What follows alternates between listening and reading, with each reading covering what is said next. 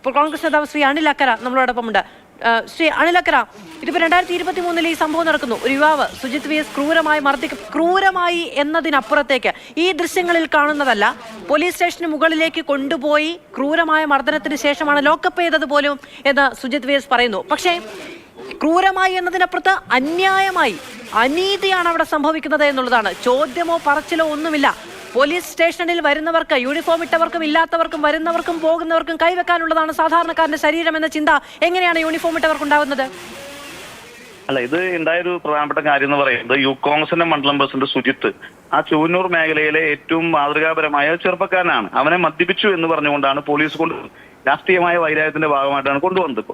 സുജിത്ത് ഒരു കാരണവശാലും മദ്യപിക്കുന്ന ഒരാളല്ല. ആ പ്രദേശത്ത് BJPക്കും RSSനും എതിരായി ശക്തമായ നിലപാടെടുത്ത് പോകുന്ന മാതൃകാപരമായ ചെറുപ്പക്കാരനാണ്. ആ ചെറുപ്പക്കാരനെ അമ്പലപ്പുറം നിന്ന് കൊണ്ടുവരുന്ന സമയത്ത് തന്നെ വാഹനത്തിലിട്ട് ഇവർ ക്രൂരമായി മർദ്ദിച്ചു. അതിനുശേഷം പോലീസ് സ്റ്റേഷനിൽ വന്നും ക്രൂരമായി മർദ്ദിക്കുകയുണ്ടായി. ആ മർദ്ദനവുമായി ബന്ധപ്പെട്ടുകൊണ്ട് നമ്മൾ പരാതി കൊടുത്തു. ഒരു നടപടിയും പോലീസിന്റെ ഭാഗത്തുണ്ടായില്ല. ഈ പോലീസുകാരെ സ്ഥലം മാറ്റുന്ന നടപടി മാത്രമാണ് പോലീസ് ചെയ്തത്. അതിനുശേഷം പരാതികളുമായി പോയി അവിടെ മലങ്കര ആശുപത്രിയിൽ അഡ്മിറ്റ് ചെയ്തു. കർണപടം പൊട്ടി. ഞാനൊക്കെ അതുമായി ബന്ധപ്പെട്ട് നിരന്തരമായി നിന്നിരുന്നതാണ്. അതിനുശേഷം കുന്നംകുളം മജിസ്ട്രേറ്റ് കോടതി ഈ പോലീസുകാർക്കെതിരെ കേസെടുക്കാൻ പറഞ്ഞു. കേസെടുത്തു എന്നല്ലാതെ യാതൊരു നടപടിയും ഉണ്ടായില്ല. അപ്പോഴാണ് നമ്മൾ ഇതിന്റെ തുടക്കം മുതൽ CCTV ദൃശ്യങ്ങൾക്ക് വേണ്ടി അപേക്ഷ കൊടുത്തത്. അപ്പൊ തന്നില്ല. വിവരാവകാശ നിയമം അനുസരിച്ച് കൊടുത്തു, അപ്പലേറ്റിന് കൊടുത്തു. അതിനുശേഷം വിവരാവകാശ കമ്മീഷണർ പോലും പറഞ്ഞിട്ട് പോലും ഇതുവരെ തരാൻ തയ്യാറായില്ല.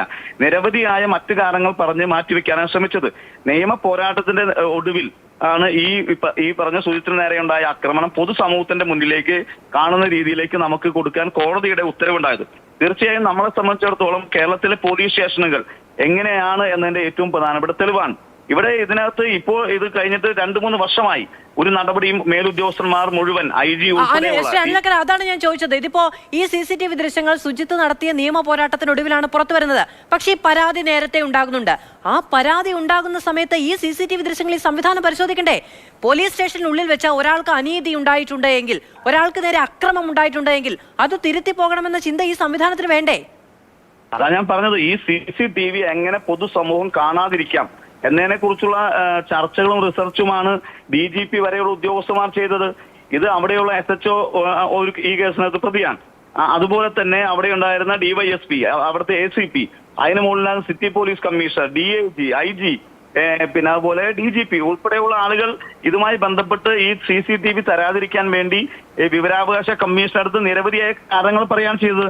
ആ പോലീസ് സ്റ്റേഷനിൽ മറ്റാളുകൾ ഉണ്ടായിരുന്നു. പോസ്കോ കേസിലെ പ്രതി ഉണ്ടായിരുന്നു, പരാതിക്കാരി ഉണ്ടായിരുന്നു, പരാതിക്കാരനുണ്ടായിരുന്നു. ഇവരൊന്നും പൊതുസമൂഹം കാണാൻ കഴിയില്ല എന്ന പല കാരണങ്ങൾ, തൊടിന്യായങ്ങൾ പറഞ്ഞുകൊണ്ടാണ് ഇതെല്ലാം തരാതിരുന്നത്. അവസാനം അവർക്ക് ഗത്യന്തരമില്ലാതെ നിയമത്തിന്റെ മുന്നിലാണ് പോലീസിനെ മുട്ടുമടക്കേണ്ടി വന്നത്. അങ്ങനെയാണ് കിട്ടിയത്. ഞാനിപ്പോഴും ചോദിക്കുന്നത്, ഇത് 2-3 വർഷമായി ഉന്നത പോലീസ് ഉദ്യോഗസ്ഥന്മാർ ഉൾപ്പെടെ കണ്ട ഈ ക്രൂരമായ മർദ്ദനം. നമുക്ക് 2 ദിവസം മുമ്പ് നമ്മുടെ മുന്നിൽ ഒരു വിധി വന്നല്ലോ. ഉദയകുമാറിന്റെ ഉരുട്ടിക്കൊലപാതകവുമായി ബന്ധപ്പെട്ട കേസിനകത്ത് പ്രതികൾ രക്ഷപ്പെട്ടു പോകുന്ന സാഹചര്യം ഉണ്ടായത്.